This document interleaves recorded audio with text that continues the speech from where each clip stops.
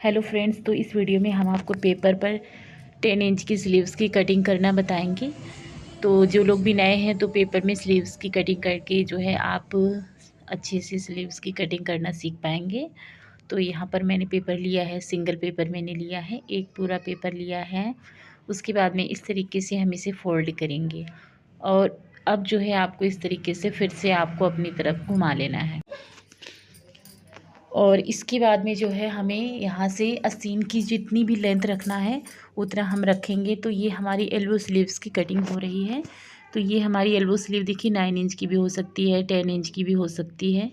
तो by the way अभी जो हम स्लीव्स की कटिंग कर रहे हैं वो 10 इंच की कटिंग करेंगे, लेकिन ये हमारा स्टिच होने के बाद में 9 इंच का बचेगा। 1 इंच हमारा सिलाई में जाता है तो 9 इंच का आपका रेडी होगा तैयार।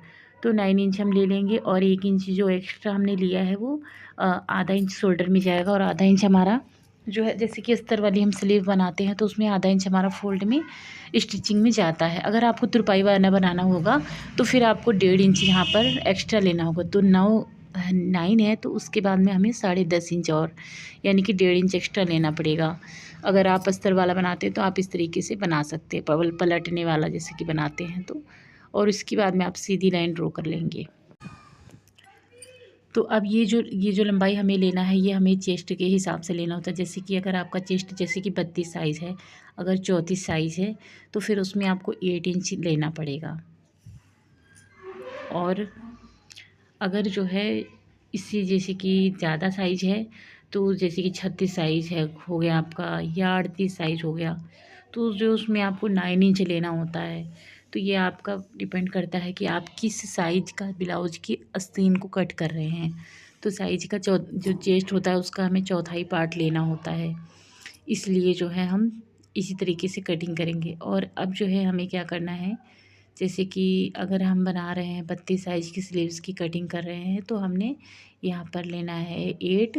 और अगर हम 36 साइज़ की स्लीव्स की कटिंग कर रहे हैं तो हमें लेना होगा 9। तो मैं 36 साइज़ की बना रही हूँ। दोनों साइड में 9 इंच पे मार्क करके आप सीधी लाइन ड्रॉ कर लेंगे, ठीक है। उसके बाद में हमें गहराई देना है। तो देखिए अगर आप 10 इंच की स्लीव्स की कटिंग कर रहे हैं तो आपको 10 इंच की स्लीव्स की कटिंग करना है तो फिर उसमें आपको 3 इंच पर गहराई का मार्किंग करना होता है। तो अब देखिए जैसे कि मैंने यहाँ से 3 इंच पर मार्क किया है तो इसी की ऊपर की साइड में हम शेप दे देंगे। स्लीव का गोलाई जो है हम इस जिस साइड से मतलब निशान लगाएंगे उसी साइड से शेप देंगे, ये नहीं कि आप दूसरी साइड से शेप दे दें। अगर आपकी स्लीव 7 और 8 इंच की स्लीव है तो फिर उसमें जो है यहाँ जो 3 है उसमें हम 3.25 इंच पर मार्क करेंगे, 2 पॉइंट हम यहाँ पर कम कर देंगे, ठीक है। और अगर आपकी जो स्लीव है 10 इंच से ऊपर है, जैसे कि 11-12 इंच है स्लीव है, तो 3.5 इंच हम इसमें ले लेंगे, ठीक है। तो अब जो है हमें यहाँ पर इसके ऊपर की साइड में मार्क करना है 1.5 इंच। तो 1.5 इंच पर हम मार्क करेंगे और इसके बाद में हम सीधा लाइन खींच देंगे, उस साइड को मिला लेंगे। उसके बाद में हमें स्लीव का शेप देना होगा। इधर को आप नहीं देंगे शेप। कई बार कुछ लोग जो लोग नए होते हैं वो सीख रहे होते हैं तो उनसे ये मिस्टेक्स हो जाती है। तो आपको ध्यान रखना है कि जिस साइड से हम इंची टेप का मार्क करेंगे उसी साइड को आपको मिलाना है, दूसरी साइड को नहीं मिलाना है। और जो दूसरी साइड होगा उसमें हमें आस्तीन का चौड़ाई का मार्क करना होगा।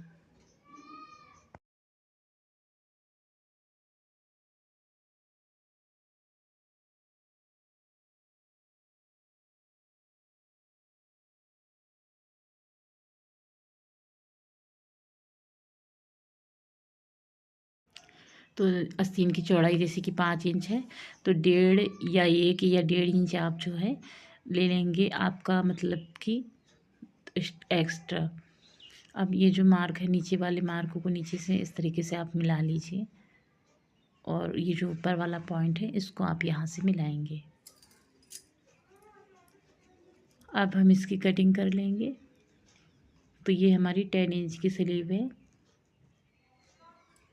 और भी अगर आप लोग हमारे चैनल पर ब्लाउज़ कटिंग एंड स्टिचिंग जो भी सीखना चाहते हैं तो आप हमें कमेंट ज़रूर करिएगा। अब जो है हम क्या करेंगे, इसको ओपन करेंगे। उसके बाद में यहाँ से एक साइड में हम 1/2 इंच पर मार्क करके इस तरीके से शेप लगाएंगे और फिर इसकी हम कटिंग कर लेंगे। तो इसको कटिंग करने के बाद में इसलिए हम कटिंग करते हैं क्योंकि इसको हमें आगे के पार्ट में स्लीव्स में रखना होगा, जिससे कि आपकी बाजू में झोल नहीं आए। तो फ्रेंड्स सेम इसी तरीके से आप कपड़े पे भी कटिंग करेंगे।